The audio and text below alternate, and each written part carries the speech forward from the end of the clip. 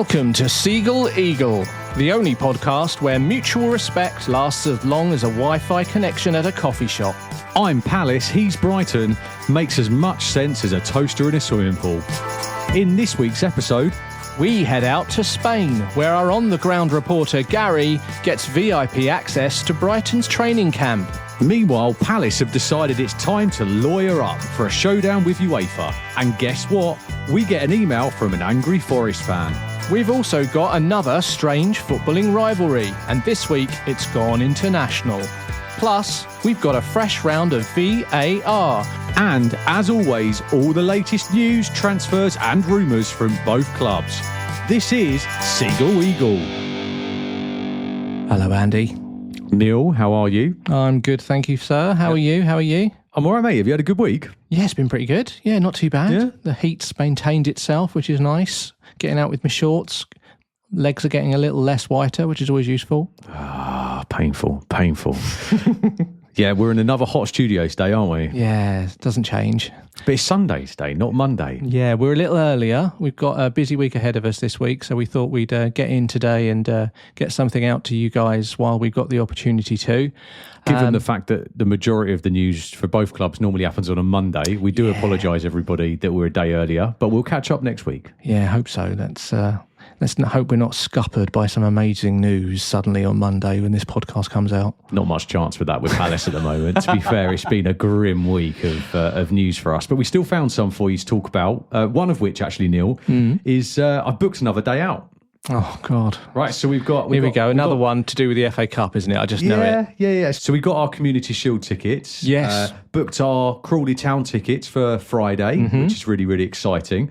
And then I saw something else, actually, while I was booking some tickets online the other day. And the club are doing a really unique thing, actually, which is that they're allowing the season ticket holders first, and I think it's going on general sale shortly, to get some photo opportunities with the FA Cup whilst it's still in the stadium. Oh, well, that sounds cool. Which is pretty cool. So, yeah, I've got me and the family, we're all going down there in a couple of weeks' time for some photo ops. And do you know what the best thing about it is? And it's a really nice touch. It's completely free.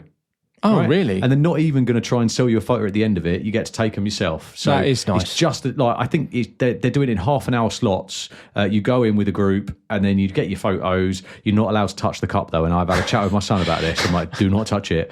But that is when do you ever get the opportunity? Oh, no, I agree. For Actually, that's really good. That's a really nice step from the club. That's a lovely idea. Yeah, something to look forward to, isn't it? Yeah, I agree. Annoyingly, that's actually a nice thing. It is. Yeah. It is. Yeah. Yeah. Well, look, we've got a few things to talk about this week, as always. And the last few weeks, we've probably started in the same place, so it makes no sense to change that. And I think we should talk about transfers that are confirmed. Okay, well, listen, I've got so much to talk to you about, Neil. I think you should go first. Save mine for later. Oh, yeah. Yeah, I reckon so too. Okay, so we've got confirmed transfers out. The exodus continues to reduce that squad size down.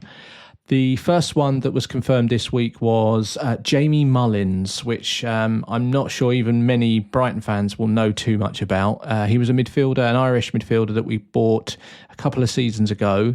Been in the youth team, or the under-21s, under-23s as they call it. He played 46 appearances in the Premier League 2, so he was very much part of our youth setup over the years. He's 20 years old now, but he's joined Wycombe Wanderers on a permanent deal. So we've actually moved him along. It was just never quite the level that obviously needed for Premier League, but certainly he's a very good midfielder, and from a Wycombe Wanderers perspective, the level that they're playing at, he'll be very good, I think. It's quite a step down for him, though, bless him, innit? So hopefully he'll be able to work his way back up. That's the thing, isn't it? 20 years old, he's got plenty of time. He's still a professional footballer, and he's got the opportunity to get loads of games under his belt. So good luck to Jamie. And the other one that I was going to mention as well, confirmed. So this is a very sort of normal process for Brighton and Hove Albion. They buy very young players from an international side, and this one is Yoon Do Young, who's South Korean. He's 18 years old. We agreed a purchase for him about 6-7 months ago.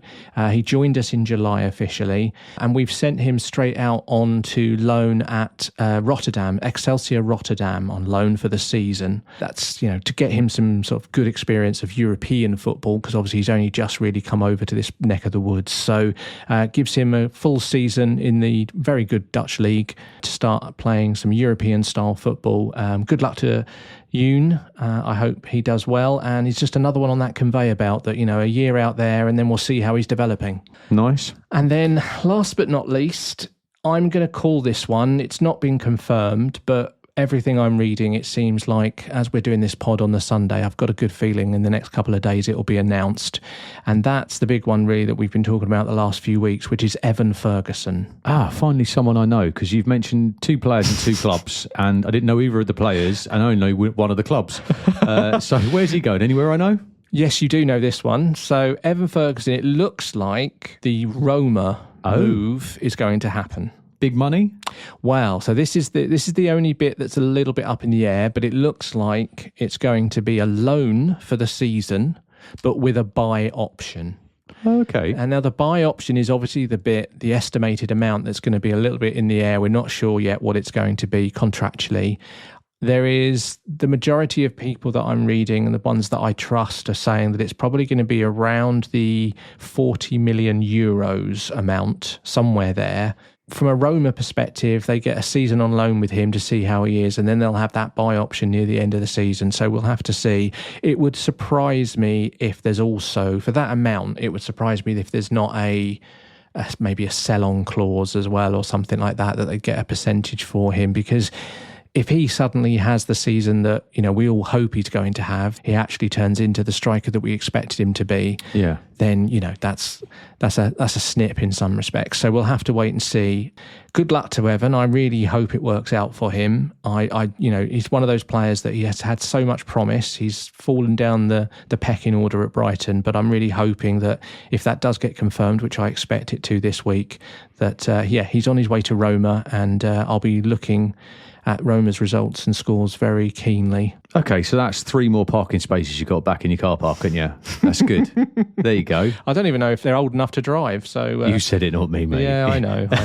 No, that's good though. You're still doing business, and it sounds to me like there's a plan, which is good. There always is, thankfully, with Brighton. And as I say, we're getting the ones out the door that we knew we had to. I'm expecting at least another 3 or 4 probably to leave yet as well, to get that squad down to a manageable size for Fabian Hürzeler. So we'll have to wait and see. Palace, how many we got in this week? None.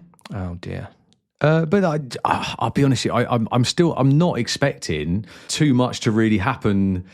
Yeah, but time's moving on, Andy. I appreciate the whole UEFA thing, but they've got to get somebody in soon. I mean, they've got one fullback in, one goalkeeper in. Yeah. However, though, Neil, no one's gone. No, that's a good point, actually. Right, so we know we're still stronger than we were when we started. Yeah. Look, Paris had an interview with quite a famous podcast this week. It was Gary Lineker was interviewing him, and he did mention about the fact that Gary said to him, are you expecting any outgoings? And he was like, yes, we are. It's natural for people to want to move on and progress their careers. Sure. We won't stand in their way. Bit similar to what you said about some of your players, which is they come to us with future ambitions and aspirations. We're not going to stand in their way, but it's got to make sense for both parties.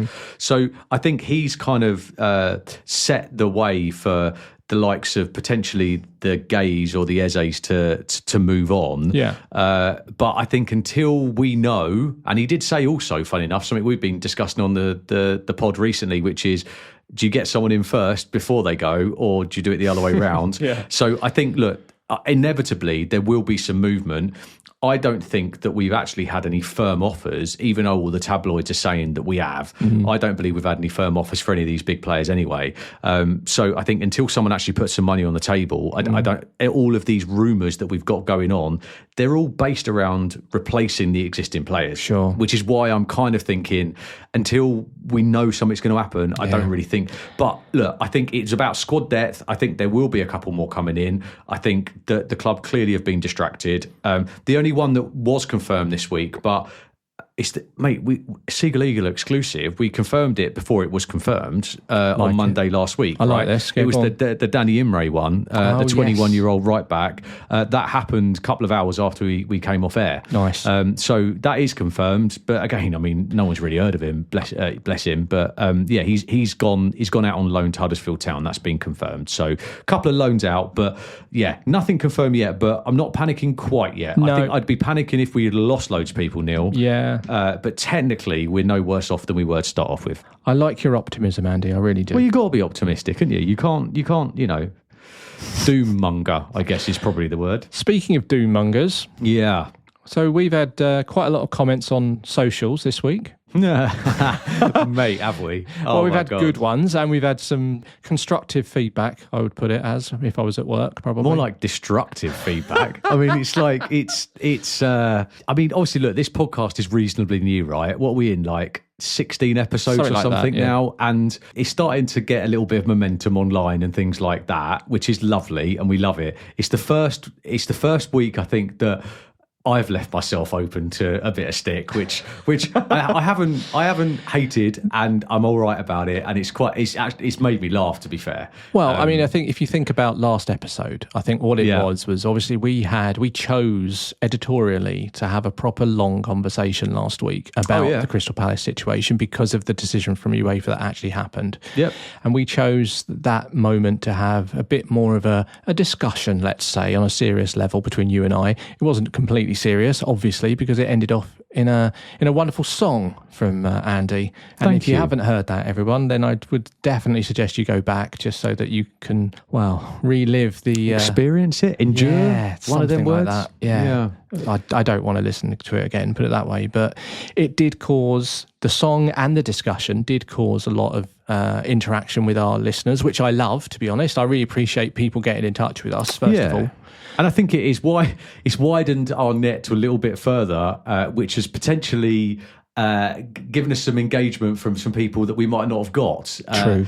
And it's been quite good fun. And I think one thing that a lot of you will know if you're on our socials is that myself and Neil, we kind of ad hoc reply. Whoever gets in first, basically, a reply is pretty much the situation. We've both got access to all the accounts, and we try to kind of reply from both perspectives, i.e. the Palace perspective and the Brighton perspective on all of it. So it is kind of, you get both sides of it, but we always try to interact, right? Well, right at the beginning of this podcast, you mentioned something about another communication we'd received. So go on, tell me. Well, Seagull Eagle podcast, Brighton fans, Palace fans. Mm-hmm. You'd expect it to be an abundance when you log into our emails of Brighton and Palace fans. Don't get me wrong, we get a couple of emails in every now and again, every week. There was quite a few from Nottingham Forest fans this week, which I wasn't expecting. Yeah, well, I think that's the problem, isn't it? You put stuff on Twitter and other places, it gets out, doesn't it? Might have picked a fight that I didn't want here. Anyway, so I thought that we should probably share this email from absolutely. the Nottingham Forest fan, because what knowledge we have, we should share with everybody. So it's all out there. I agree. I think we should. I think people should hear what we're getting from Nottingham Forest fans. And this particular one, I think you're absolutely right. I think this is perfect to share. Yeah. Go on, mate. Go for it. Okay. Here we go. I warn you, it's not good reading this. They're not very complimentary to you, Neil, or me. Here we go. So the Whinging Palace choir boy, I think that's me, from Seagull Eagle podcast, and is South Coast sidekick. Sidekick? I'm assuming I'm that's not even you. main character. I'm a sidekick. Well, I'm assuming it's because you didn't get your singing voice out. Blimey. Okay, go on. I somehow managed to hear your heartwarming musical tribute online this week, sarcasm, and not sure why. But I endured the whole thing. Endured, Neil. And then he follows to say, precious time I will never get back. Skipping over the obvious questions, such as why and who thought this was a good idea, I wanted to email you to highlight my concerns. It's like a work email. Highlight my concerns about the Forest wrote a letter bit in your stupid song. This is escalating quite quickly now, isn't it? We did write a letter, as it says in your song, because as per the rules, which we stuck to, we noticed something that didn't seem right. Your Europa League dreams were in the hands of a guy who owns half of Brazil, bit of an overstatement there, and predictably wears a cowboy hat. Can't disagree with that. Can't disagree with that one. Right? It seems that UEFA agree with us, which is a surprise to no one except Palace fans. They didn't make an example of you. They just made a decision based on fact and logic. I can't argue with that one, to be fair. I can, and I have, and I know, will continue we're not going to. round that again. Carry on. What else does he say? Well, he says, because you think the rules don't apply to you. He says, your demise is nothing to do with Forest. It's your own club's fault. And then it gets worse. He says, sarcasm, man, honestly. Go on. He says, should this email fall into the same black hole as the Europa League rulebook? There's no need to reply. We understand. Yours sincerely, Trevor. Oh, he actually put a name. I'm not Trevor. sure if it's his real name. No, but it's probably not. Trevor, Forest the fan. Forest fan. And then he says, email received, Europa confirmed. Trevor is... Do you know what's really annoying, though? Trevor has sent that email in, and I bet you we don't listen to the podcast to find out that he's on it. And we've given him the airtime. Oh, I hope he does. That's brilliant. Well done, Trevor. Well, I shared that, much to my own demise, but I figured the Brighton fans might want to hear that. It really is, though, isn't it? It's really like emotive at the moment. Everyone is like chipping in wherever they can. I mean, Forest fans, Forest owner in particular, but the Forest generally are getting pelters from most people in football world at the moment. And I understand why. Not just the UEFA thing, but quite a few things, even the Morgan Gibbs-White thing. You know, there's so much rumbling on at the moment.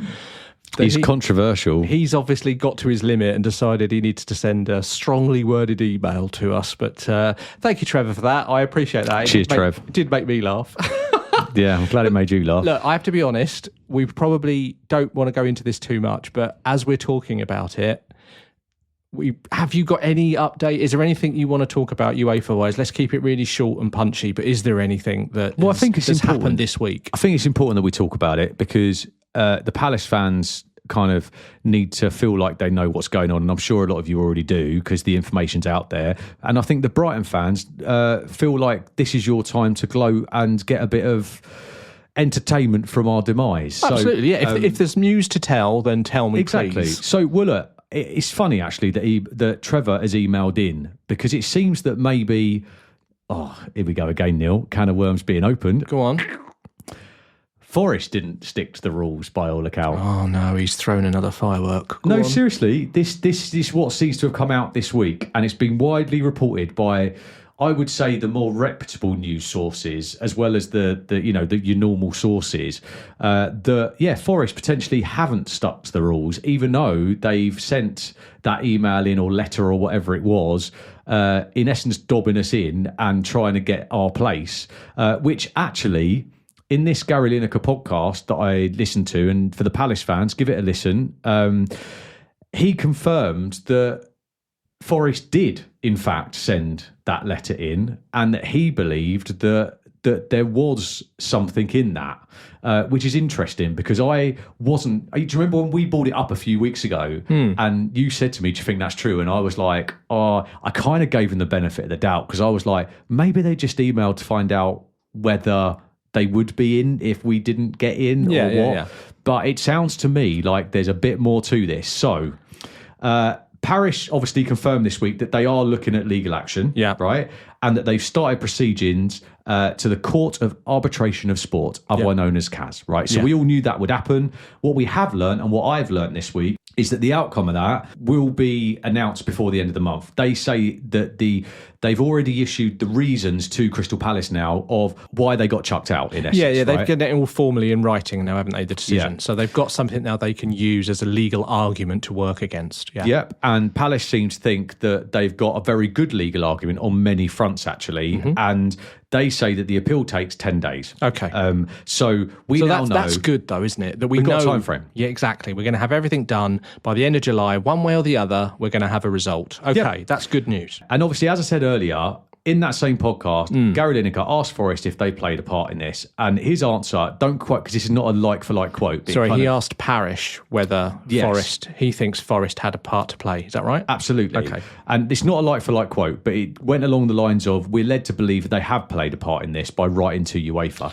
Yeah. And he said something on the lines of, if there was no one to benefit from us losing our place, he believed that there wouldn't have been a case to answer. So that's kind of what he's being told is one of the reasons why it went down that route. And I don't know whether the chairman of a football club speaking to big media outlets and stuff like that would open that can of worms if there wasn't any substance in it. So he clearly feels, I mean, he's not an amateur, this guy, right? He knows what he's doing. Yeah. It's a can of worms you've just opened there by saying mate, it's a massive can. No, but Parish said it. No, I think the point being, though, Neil, which the reason why I brought it up was because the can of worms was already open. Yeah. But the worms were unconfirmed and unverified, right? Now we know from the club that they also believe there might be something in this, and there's another twist. Oh my God. Because it looks as if, even though Marinakis, Forest, right, says he adhered to that March the 1st deadline, and supposedly and allegedly, yes, I did say allegedly, legal team, sent that letter in, right, it's been reported that they didn't actually put their stuff into a blind trust and transfer funds and all the other bits and pieces until April the 29th. Oh, really? Which I find quite interesting. And also, it's funny because all of this online protesting of innocence and why are you coming at us thing from Nottingham Forest is all of a sudden dwelled down since all of this has come out in the last couple of days. So Palace have now since demanded UEFA hand over all the correspondence between UEFA and Forest, because what Palace lawyers are now calling out is double standards, which is you've now extended that deadline for them, but you said it was an immovable deadline for us, and they think that will help us on the Kaz appeal. But Neil, it doesn't stop there, because there's one final more interesting twist. Blimey. Which is that there was another email. There's emails flying around here. But this time it was from the ECA. Have you heard of the ECA? Is that the European Club Association? It is, yes. Very good. Very good. He's looking at me because he thinks I came up with that myself. But no, you're right. I just read your script there. Yeah, it's on the notes. So the European Club Association, I'd never heard of these before until I kind of looked into this, but they effectively run European football with UEFA. Okay. Right? So they're kind of a body that runs it with UEFA. Yeah, it's for the clubs, association of the clubs to use that concourse to have that discussion with UEFA. Yeah. Okay. Yeah. So there was an email that went out informing their clubs that UEFA would allow until May the 31st for those at risk to resolve any issues, implying, right, that the deadline was actually flexible.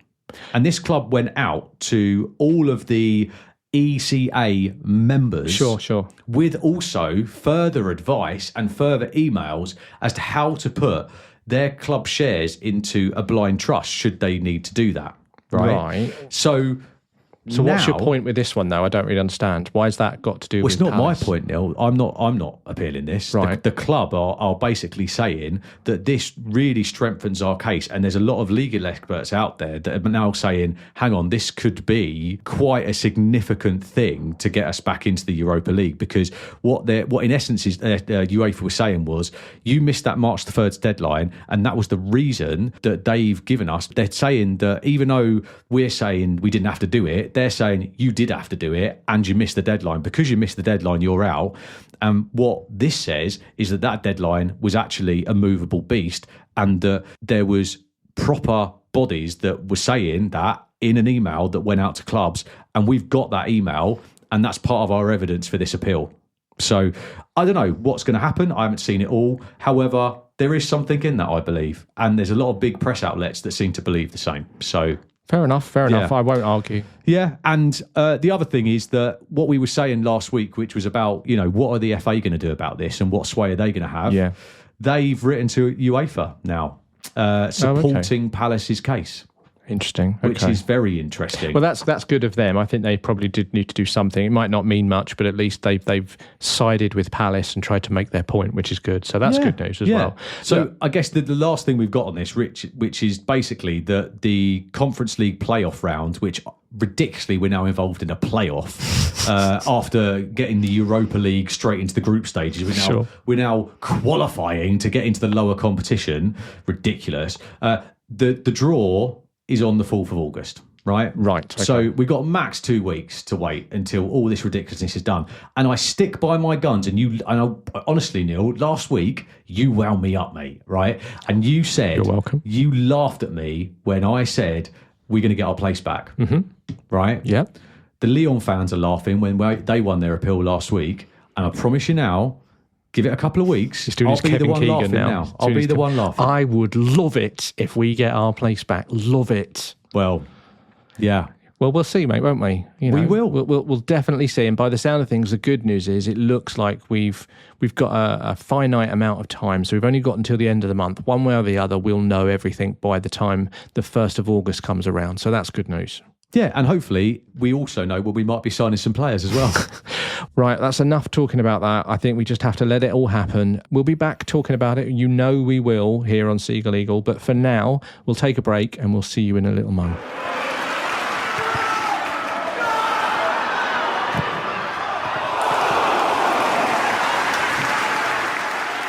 Welcome back, everybody.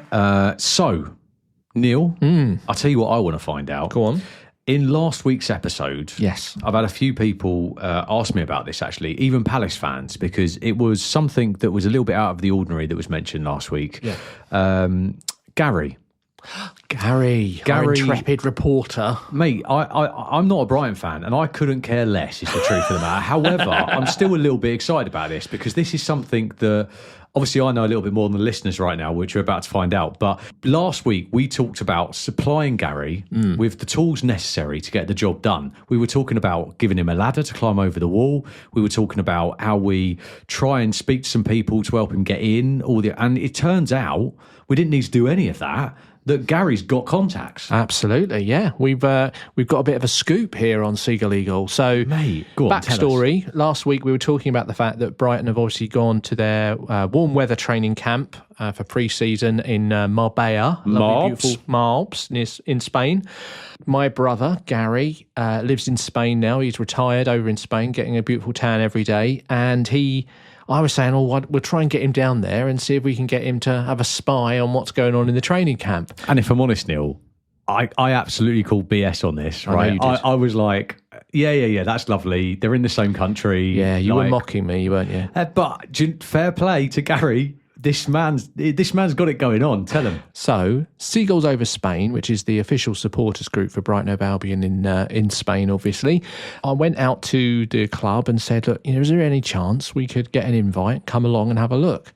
And Brighton Hove Albion, in their wonderful way that they do, they agreed to it. And so, basically, the supporters spent the day on last Friday, the training camp, with the Brighton players and some of the other guys there as well. Club even posted some great pics on their X account, and Seagull Eagle reposted those pictures as well, just to let everybody know what was going on. It's fantastic. So they got to spend the day there. And then what I thought I would do, Andy, is I would have a little chat with Gary about his day out, how it all went and what happened. So should we have a listen? Go on, Gary. Here we go. Hello, Gary. Welcome to Seagull Eagle. This is a bit of a strange thing, having my own brother on the Seagull Eagle podcast, but it's good to see you, mate. Yeah, thank you for having me. And I know you've been bigging me up on the pod, but Jesus, intrepid reporter.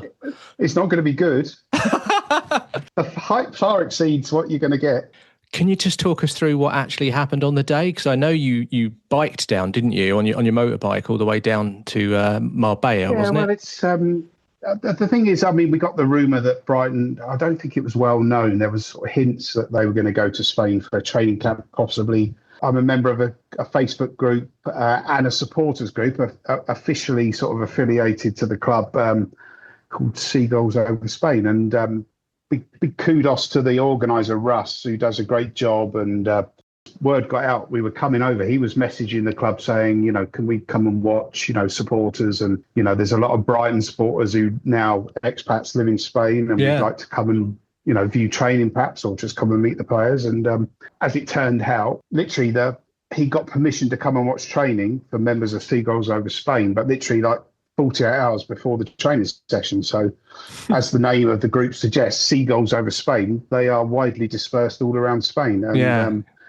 so as it turned out, And in some ways, good for me and good for Derek and Barbara, who also came. It was only three of us, so it felt very sort of intimate and stuff. That we were the only Very ones exclusive, wasn't it? Yeah, I mean, for me, we had to be there by 10:30 on Friday down in Marbella, Right. La Quinta Football Centre. Very nice place. But so I left my house at 6 in the morning because it's a good 4 hours for me. Wow. On my motorbike, but I love riding my motorbike, so it wasn't a chore. Yeah, got there in time. So I turned up about 20 past 10, got let in and got changed out my biking gear into my sort of Brighton shirt and my shorts and flip-flops, and very hot and humid, by the coast. But then very quickly, Paul Barber come over. Oh, right, okay. It's like a bit surreal. The chief executive, he sort of knew we were a supporters group and we were there and stuff. And so he come over, had a chat and welcomed us. And I said, all day, I said thank you to people because they made us feel special. But I said, thanks for having us. And, it was a privilege to be there. So sat down, Paul Barber come over and then started watching training. And then slowly but surely, a succession of Brighton greats come over and introduced themselves and started talking to me. So I saw some of the pictures that you had and things as well. And like, there were quite a few different people that came over. Who were the ones that you had a chat with? Well, as much as I was trying to watch training, because you said, watch training, what's going on. But, like I said, Paul Barber to start off with, he was there. And Glenn Murray come over. Oh, hello, wow. I'm Glenn Murray. Oh, who are you? Well, it's great that you spoke to Glenn Murray as well. I mean, even the other side of this podcast will be happy with that. So, although he did say, obviously, his greatest times were at Brighton. And, I'm sure he did. He can hardly remember being at Palace, to be fair. That's from the horse's mouth. And then, like I said, we're sitting there. The chairman come over, Tony Bloom, introduced himself. So then David Weir come over. And there was this surreal sort of half an hour where I'm sitting there. The chairman, who's sort of made your club what it is today, the chief executive also, without the money, but to more or less has done the same. Absolutely, David Weir, arguably your greatest striker ever, although I would argue Peter Ward was better, but Glenn Murray, who loves Brighton more than Palace, he said to me on Friday. So you were distracted from watching the training to a certain extent because you're talking to these people that you see every week in, week out. Yeah. And, legends of the club. So when you had a natter with them, what did you talk about? Well, all sorts, really. Did you get any hints from Tony Bloom as to what the next step is in the transfer market? No, to be fair, Neil. I mean, Gary. The thing for me, and that made us all feel special, they'd obviously taken a bit of time out to find out a bit about us. Yeah. And I turned up thinking I'm just going to sit in the corner, and I spoke to Derek and Barbara as well a little bit before. We just thought we were going to sit there and have the opportunity to watch training. Yeah. But the fact that person after person, and also, the bigwigs, but also the media team and other people, Paul Camelin, who was the organiser, Paul's been there for a long time, bit of an Albion legend in his own right. But he'd organised it all, but he made a special effort to come over and talk to us and knew a bit about us. So it was just, it made you feel very, very special, almost like you'd won a competition or you were a VIP, but we weren't. We were just like supporters that had supported for a long time. But, I think we could have been any supporters that had just turned up, and they made such a special effort to make us feel incredible. And that's what I'll take away from the whole day. Yeah, it sounds fantastic. It really does. And it is a credit to the club. You're quite right that they do things like that. Absolutely. And they take the time to understand who you are and they talk to you. And that's such a lovely feel. And I think at the end of the day as well, they gave you a little gift, didn't they? Oh, Jesus. Yeah, I've got to go to my wardrobe and grab it. It's an audio podcast, prepare. Gary. No one's going to see it. Well, actually, do you know what? Carry on. I'll take a picture of it. It's fine. So I didn't expect this. Paul Camelin brought this over to us. The media team, the players went in early, to be fair. They didn't expect it because they said get shirt signed. But the media team went out of their way to get the shirt signed by as many players as they could. So wow, that's fantastic. Absolutely. Oh, incredible. Yeah. But there you go. And like you say, like for the guys that are over in Spain that don't get that opportunity to come and see the games that often, to give them that opportunity, to give you that opportunity to really see everyone feel part of the club again, that's a lovely feeling, isn't it? And I remember talking to you on Friday when you left. You sounded just so elated, so happy about what had happened. Yeah, because what they did made me feel special. Oh, that's wonderful. Like I'm valued, but at the same time, I've done the donkey work to a certain extent. But, well, that's a good point. Yeah, that's a good point. I didn't tell them. It wasn't a criteria for them being nice to me. I was at Hereford. Yeah, I was at the 2 cup finals. I was at the playoffs. Well, that's the thing. They didn't ask that as a entry requirement. They were just nice to me, or nice to us. I think that's what's important. The fact that you've been a fan for longer than me, obviously, as you're my older brother, and you've been big part of the big parts and the horrible bits as well, like we all have through the whole journey. And it's lovely to be able to give you the opportunity to get back in touch with the club in that sense as well. That's lovely. Can I ask you a couple of general questions? Fire away. What do you think of Fabian Hurtzler's first season? How did you think it went? I mean, I'm not going to beat around the bush. There were times, the Forest defeat, and I thought he was a bit, I don't know, it's difficult. You hear, what you see on social media, some of his team speeches I perhaps thought were a little bit uninspiring, but I'm sort of, I'm nearly 60. I'm old school, I want fire and brimstone. Yeah, I want the, I sort of like, I'm a bit old school like that, when things aren't going right. So there were times where I thought, and I'm not, we've got a WhatsApp group, so I think we all sort of voiced it a little bit, didn't we? As he lost the dressing room. But to be fair, after the Forest defeat, the knee-jerk reaction, we all sort of proved wrong because they bounced back fantastically. And then the finish to the season was incredible. And seeing him Friday, I didn't get a massive idea of what he was about. But at the same time, I think the players are with him. I genuinely do. Yeah, he's a young guy. It's a very, very young squad. When you see the sort of Venn diagram of how young the squad is, I mean, it's incredible. So I think you could see enough to be excited about what's coming. Well, speaking of season. What's coming, what do you think? What's your expectations? What were you hoping for this season? Yeah, I think we've got a really good chance. If we can perform... A chance of what? A chance of Europe, and a good Europe, because I think there's teams like Forest, teams like Palace, there's a lot of teams who've got Europe, and I think the way we've strengthened and our squad, and we showed last year, we finished so strongly, and when we played, we really played. Obviously, the young players are only going to get better and stronger. Yeah.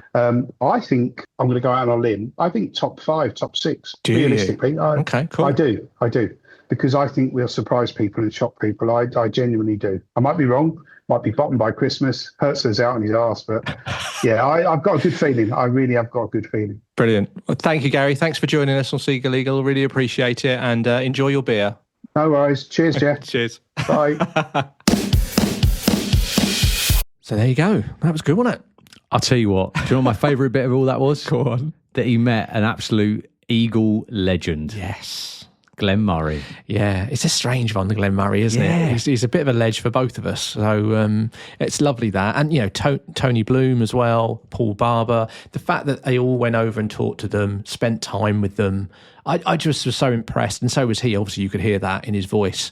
And, just a fantastic day for them. And I think it just echoes what a great club Brighton Hove Albion is, and we take the Ricky out of each other sometimes for these clubs, but they understand community, both clubs.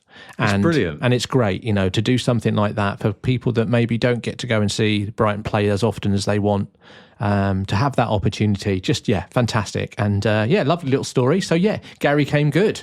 I'm so impressed, Gary. Well done, Gary. And do you know what? You sent me the video. He sent like a video message when he was there the other day. Yeah, and he forwarded it on to finished, me. Yeah. And he, I'm not even joking. He sounded like a kid on Christmas Day. Yeah. And he was like, they've let me in. I feel like a VIP. They've given me a free shirt. I've had the best time. But I can't film anything because I'm going to get in trouble. But I'll talk to you about it all later. And he's literally gone off grid. He went off grid for like 3 days, didn't he? Yeah. And he's just having the best time. And then obviously we've managed to get a report out of him at the end of it. Fair play, Gary. I think we're going to have to send him out and around, aren't we? Yeah, I think that's a good idea. I was wondering that actually. So Gary's family, so his wife's family, guess who they support? Palace? No way. Yeah. You're so kidding. he feels the pain as much as me in that sense. That's brilliant. Yeah. So I'm wondering whether I could talk him into, if Palace get a European tie somewhere in Spain, we could send him over there. Let's do it. No, I'm joking, mate. There's no chance he'd do that. He'd rather cut his leg off, if I'm honest. So. Oh, Gary. You got all excited then, Andy. No, can I ask now, just to kind of to keep things fair and on a level playing field here, Palace are heading out to Austria, I believe, Saturday, Sunday next week. So anyone over in Austria that's listening to the podcast, get in contact with us. Again, the offer's still there. We'll provide you with a ladder, all the tools you need. Absolutely. You can have a live interview with us for next week's episode. So, absolutely. Get in touch with us if you're in Austria having a listen and you want to be our on-site reporter. That would be amazing. I mean, I would go myself, but a bit busy. But it'd be really good if someone could go for us. That'd be great, wouldn't it? Brilliant. Yeah, there you go. Thanks, Gary. Nice one. There are other things I wanted to talk about as well that are Brighton related. Would you forgive me for a moment? Mate, do it. Okay. Go on. Who have you signed now? No more signings. No. Okay. We had a friendly this week. Was that the one in Spain? Do you remember? Yeah. Can they do it on a sunny Stoke night in Marbella? Oh, it's ridiculous playing Stoke in Marbella. Crazy, wasn't it? So, they had a friendly last Wednesday against Stoke. The score ended up with 3-1 to Brighton. And again, they did the similar thing they did the previous one, which is very common for pre-season, where they played 1-11 in the first half and then a different 11 in the second. We had goals from Karu Matoma, our debutant Diego Coppola. Oh, he's the new guy. Yeah, he scored with a header. And right at the end of the game, Jorginho Rutter scored as well. Fantastic. It was really good to watch. They had it live on the Albion TV, which was really good. As I said, debut for Diego Coppola. He looks like a unit. He really does. He's a big boy, that guy. And it was a really good run out, I think, for the 2-11s. The second half in particular, I just want to point it out because the second half team, I don't know what happened, but the level went up in the second half and there was so much more pressing and energy and all that sort of thing. So from a point of view of the two teams, I just wanted to point out a couple of things. The first half 11 was pretty much everyone that played during the last couple of friendlies. So Veltman, Hinshelwood, Baleba, Van Heck, Steele in goal, Welbeck, Matoma, Ayari, quite close to a first team that we would have expected to see last season. And then the second half, Carl Rushworth went back in goal. Webster, Coppola, as I was saying. Charlie Tasker, who's a young lad who's a fullback, who's got a very good future. And then we got to see a midfield duo of James Milner and Yalkui. Can't believe he's still going. I know, he's amazing. He looks fit as a fiddle as well. And Malik Yalkui as well, who is the young kiddie that I'm really excited about. I'm hoping he's going to stay. He played really well in midfield, so we'll have to see him. Buonanotte, Gomez as well was on there. Caelan Vickers, who is a young kid who we've signed a couple of seasons ago, who hasn't had a chance in the first team. He's been in and around the squad as well this summer, so it looks like he might get a little bit of a look in. We'll have to wait and see. So it was just a really good game to watch. It was nice to see my team. You know, like you just get a bit of a withdrawal symptoms over the summer, but it was nice to watch the game. Did you watch it online then? Yeah. Did you see Gary waving in the back? Different day. He wasn't there that day. Okay. So, no, it was a really good game and really enjoyable for a pre-season game anyway. Good. Brighton have got one more fixture in Spain. They play Monday night, so probably by the time this goes out, they probably would have just finished their game. They got that Las Palmas game that I talked about on Monday night, so we'll have to talk about that next week. A bigger test than Stoke? No, I definitely would say a similar, different qualities, obviously, but no, Las Palmas are a La Liga 2 side as well, so similar sort of level, I would argue, possibly Stoke stronger in some respects.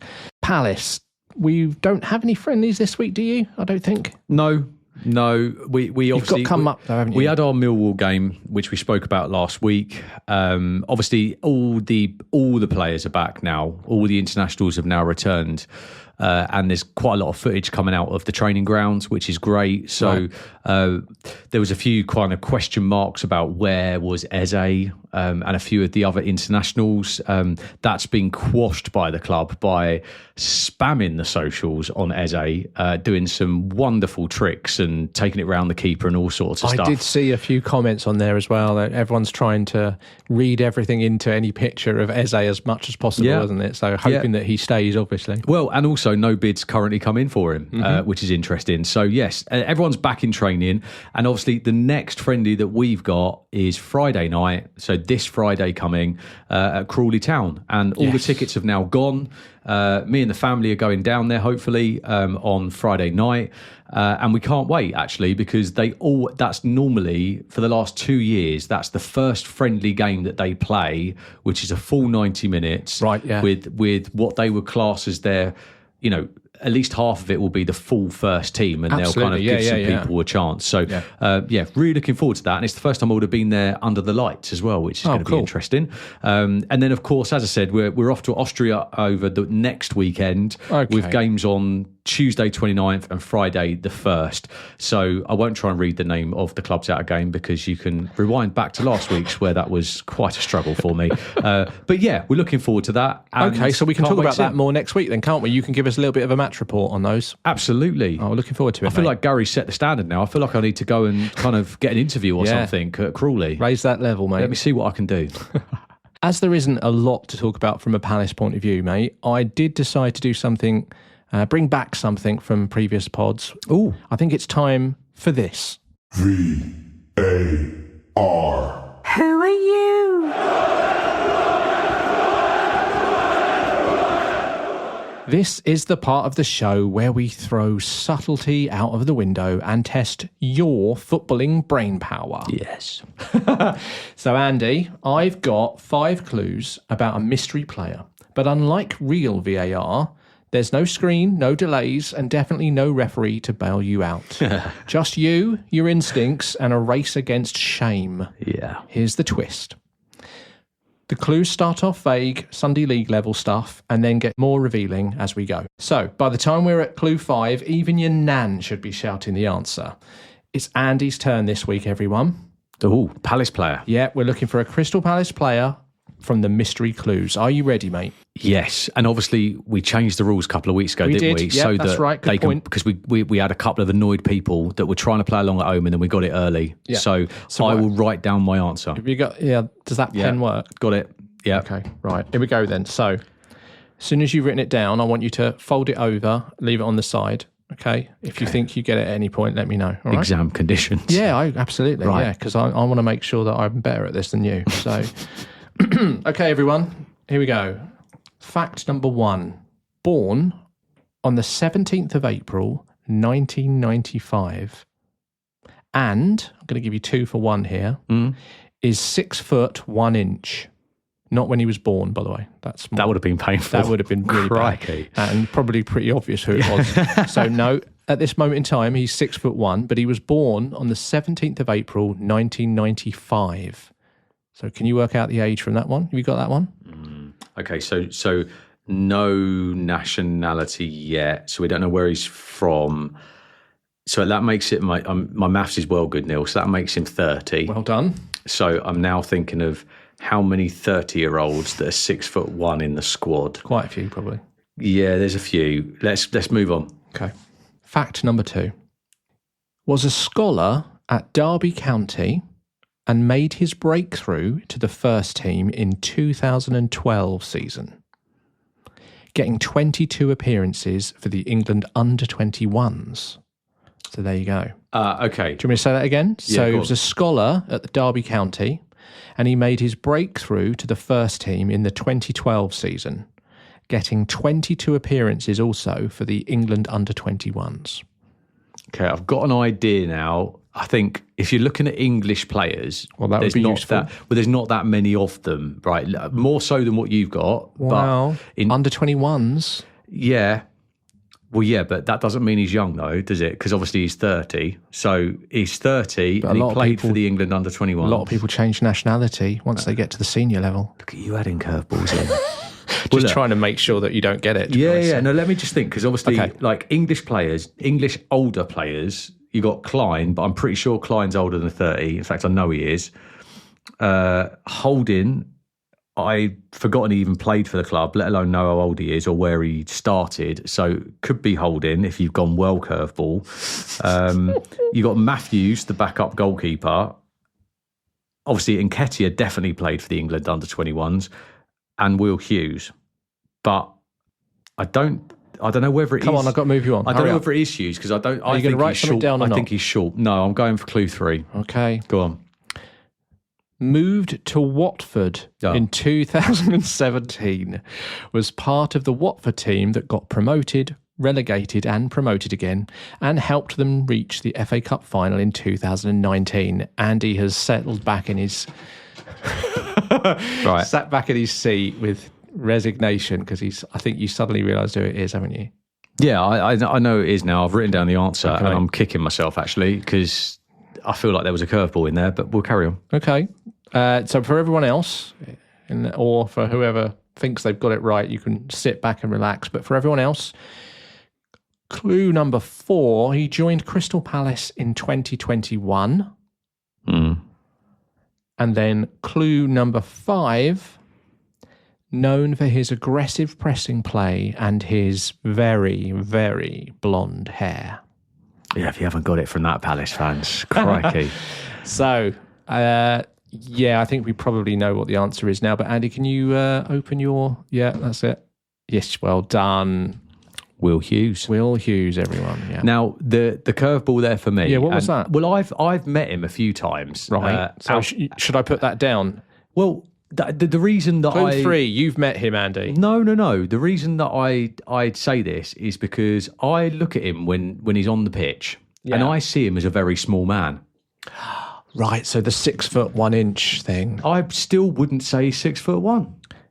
Which would be interesting, and it's a good point. We might need to fact check that, but I think 6'1". That's the bit that kind of pushed me off on question number 2. But as soon as you said Watford, I'll be honest, I didn't know he came from Derby. I didn't know that was a thing. I really only got to know him when he was at Watford. Just the guy's a legend. And he keeps me on the edge of my seat because I'm just constantly thinking he's going to get sent off. Me and the other 25,000 people around me every week are like, don't go in for that. He's gone in for it. But I love the guy. No one tries and works harder than him. He's a legend. That was VAR. VAR. Who are you? Right then. So... another thing we want to talk about this week is transfer rumours. So we'll talk about that right at the end of the show. As always, that's where we normally put it, isn't it? Yeah. Before we do that, it's now time for our part 3, I suppose, third episode of Strange Footballing Rivalries. Yes, Neil. You like these, don't you? Right, who's kicking off now? Well, this week I thought we'd go a little bit international. And it's something that maybe... I don't know. Maybe older people will think about it more as a rivalry. Younger people may not see it so much. But are you ready? Ooh, go on, Neil. Here we go.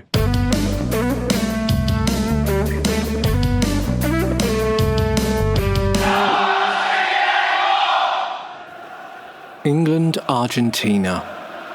To truly understand this long rivalry, we have to go back to the summer of 1966. And here comes Hurst. He's got some people are on the pitch. They think it's all over. Wait a minute. We all know how that tournament finished, but it was also where this rivalry begins. In a quarter-final match held at Wembley Stadium on the 23rd of July. The game was close and a very dirty affair, with Geoff Hurst scoring the only goal of the game to put England through to the semi-finals. However, the goal wasn't the biggest talking point. In the second half, and having been sent off for violence of the tongue, Argentine captain Antonio Ratin refused to leave the Wembley pitch and had to be escorted away by police. He went on to further show disgust at the decision by sitting on the red carpet reserved for the Queen. The match continued, and the Argentine players also continued to kick and foul the English.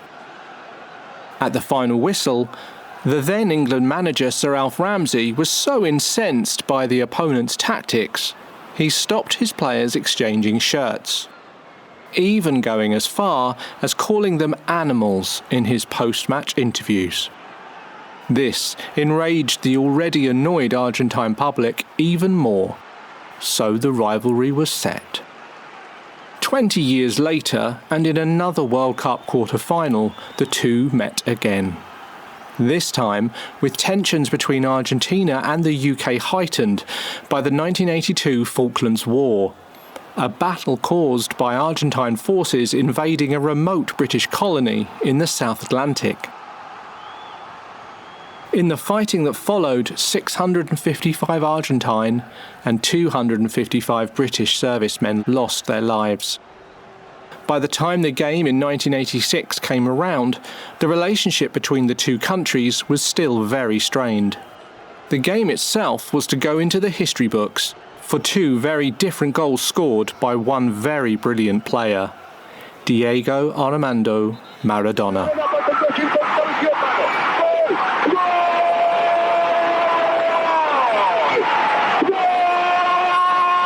One goal was the goal of the century, but the other was the infamous hand of God.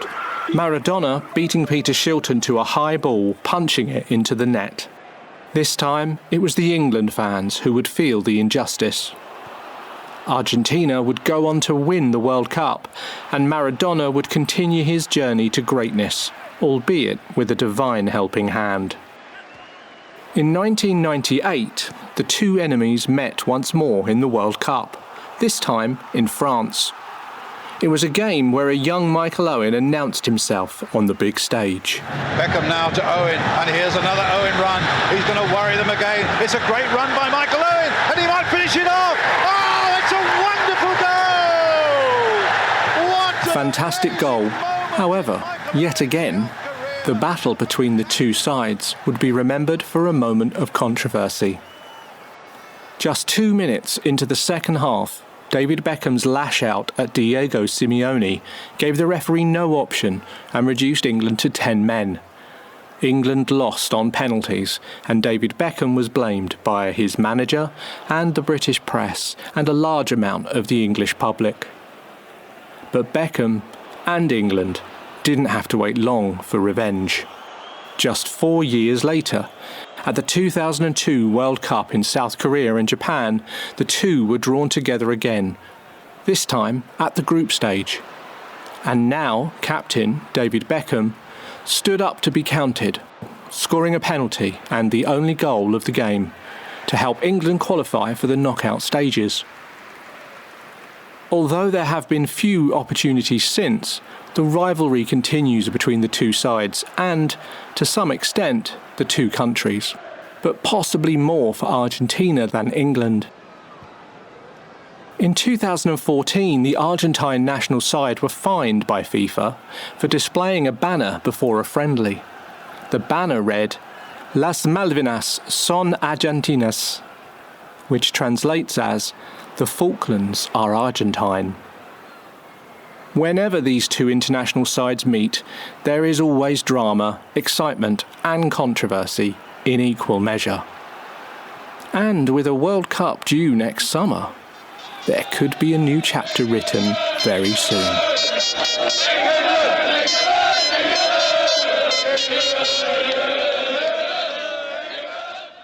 Another award-winning piece of work there, Neil. Well done, mate. Love it. Thank you, mate. Well, look, yeah, strange footballing rivalries, they don't come much stranger than that because I think, do you know what? Here's the truth, right? I don't believe that maybe the newer generation know too much about this. I think this is very much as you said beforehand, in your 40s and 50s and so on. Yeah. I think even for me, I've got the memories of David Beckham kicking Diego Simeone and Michael Owen's iconic goal and Argentina winning on penalties and all of that kind of stuff. I remember the 98 thing. I remember the 2002 thing. Right, yeah. Where we got our revenge with that 1-0 thanks to that Beckham penalty, and exactly. He kind of got his... Well, I guess redemption. It was definitely that, yeah. As I said in the piece, I think it was his arc, wasn't it? Really, from the 98 where he was everyone's enemy, number one, to that sort of sudden redemption at the 2002. I mean, it didn't mean a lot. No. At the end of the day, but yeah, I think you're right though. I think for people of a certain age, for me growing up, so my first really memory of a World Cup was 1986, Mexico 86. So for me, having the World Cup where Maradona does those two things in the same game, it was such a strange feeling of, that's against my, got to think I was, 10 years old, 9 years old, something like that. Seeing England get to the quarterfinals and then lose to a cheat to a simple, no other word for it, a cheat. That's what it is. And all of that happened, it builds you up with a real sort of hatred of that team and those cheats that you've witnessed as a child. And then you get to sort of 1990 and move on, and then you get to 98 and it happens again, really. Not cheating, but still you feel a bit hard done by because of what happened with Beckham. And well, I mean, he flung that leg up, didn't exactly. he? But Simeone went down like a sack of spuds. Yeah. And it was kind of, it was like improper play and simulation. And then obviously it had to be Beckham because of all the media attention that he had as well. Felt like the referee kind of had it a bit in for him. Yeah, and it just meant more because of the Falklands War, because of that political sort of landscape around things at that time in the 80s and 90s. It was just a real hatred between the two countries on the sporting pitch, yes, but also a little bit politically as well. And I do think it probably still resonates with Argentina fans more than it does with us now. I think we've moved on a little bit, but certainly for Argentina, it's still there. So with the World Cup coming up, I mean, who knows what's going to happen? Each era has brought new villains and new stars, isn't it? Yeah. And it's like, and new moments and highlight reels, I guess, throughout it all. Maradona, Batistuta, Veron, Messi, and then you've got go all the way back to the Linekers, Beckham, Owen, Rooney, all of them players have kind of had a part to play in this. I feel like something else has got to happen in the next one for it to continue potentially. Yeah. Otherwise, it might dwindle out. But another good one, Neil. Well done, mate. Oh, you're welcome.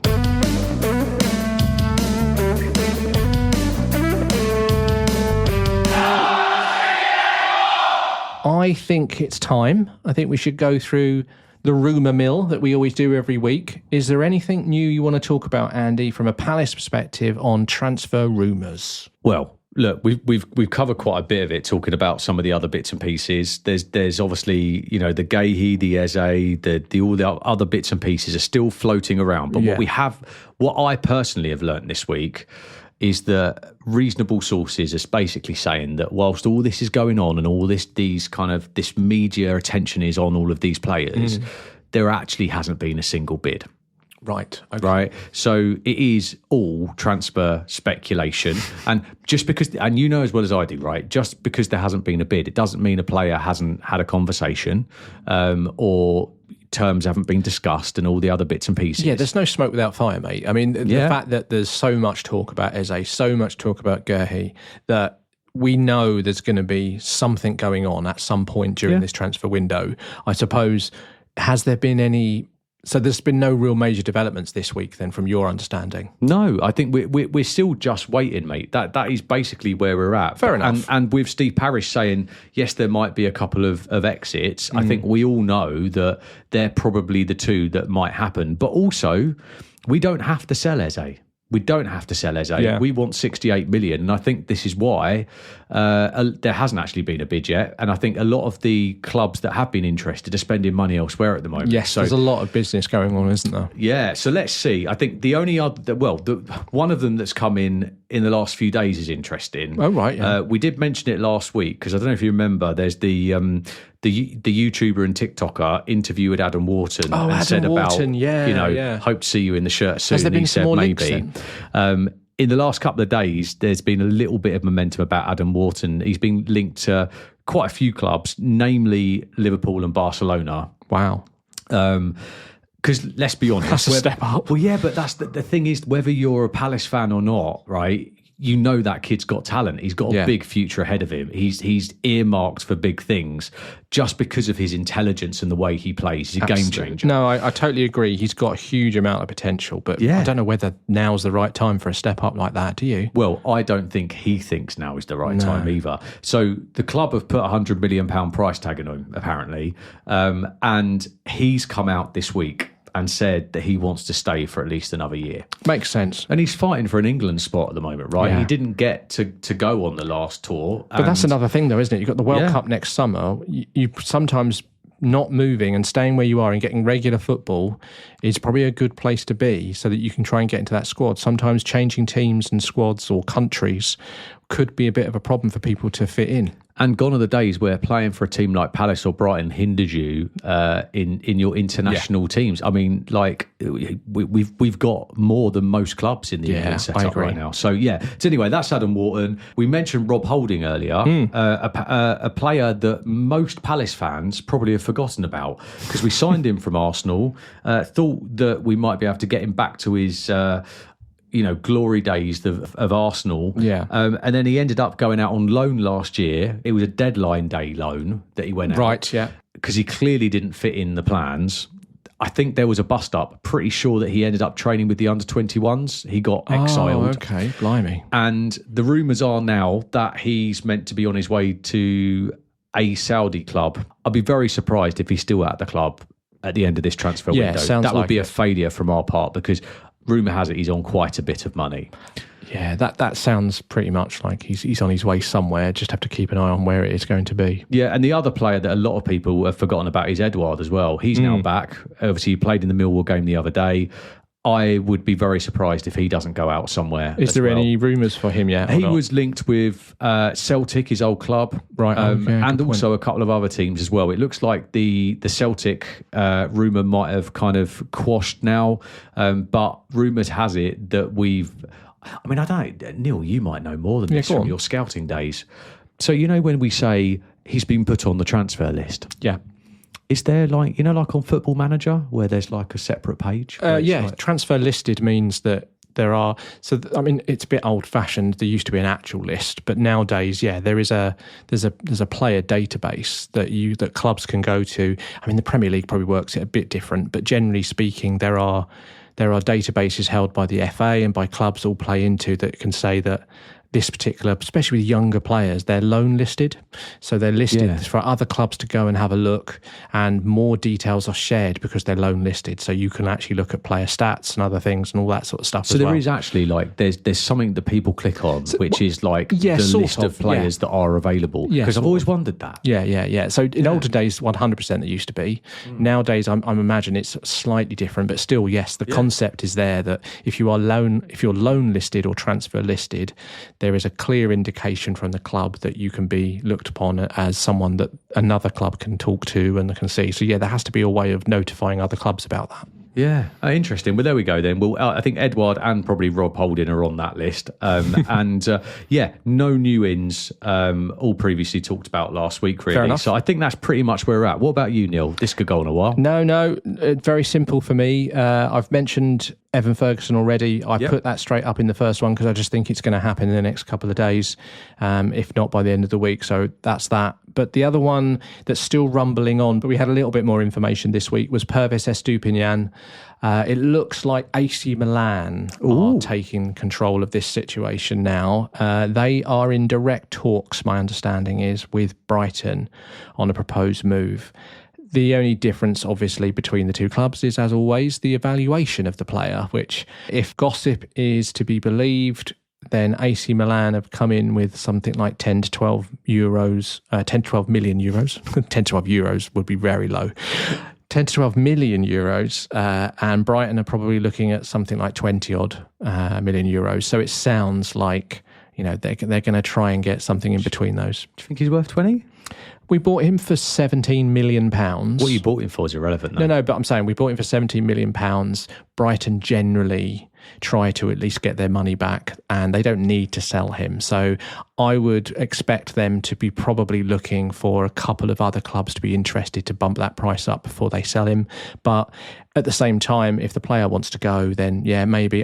I wouldn't be surprised if we end up selling him for something like 17 million euros instead, or something like that, and lose a tiny bit. But we'll see. He's been a good servant to the club. It'd be ashamed if he does go. But at the same time, we're the type of club that lets people go when they want to go. So off you pop.